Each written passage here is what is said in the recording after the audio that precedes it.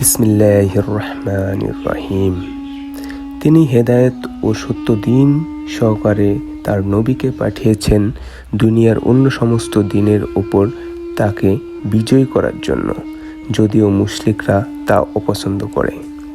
আল্লাহর পক্ষ থেকে তাদের কাছে শুধুমাত্র হেদায়েতের ও সত্য দ্বীন পাঠিয়েছেন, ক্ষান্ত থাকা হয়নি, বরং এই হেদায়েত ও সত্য দ্বীনকে বিজয়ী হিসেবে প্রতিষ্ঠিত করার দায়িত্বই তার উপর অর্পিত হয়েছে।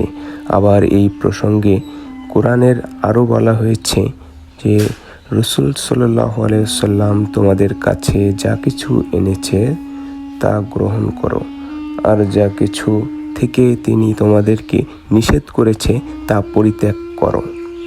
এখানে মূলত রাসূল সাল্লাল্লাহু আলাইহি ওয়াসাল্লামকে আল্লাহর বিধানের একমাত্র মাধ্যম গণ্য করা হয়েছে।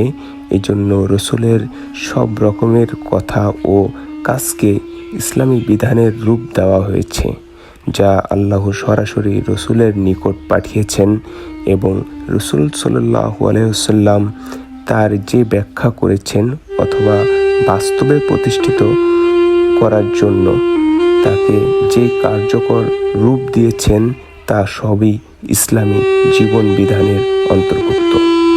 কোরআনে অন্যান্য আরও সুস্পষ্টভাবে বলা হয়েছে যে রাসূল সাল্লাল্লাহু আলাইহি ওয়াসাল্লাম শুধুমাত্র কুরআন দেওয়া হয়নি, বরং কুরআনের সাথে সাথে হিকমতও দান করা হয়েছে। এই হিকমতের মাধ্যমে তিনি লোকদেরকে কুরআনের তালিম দেবেন।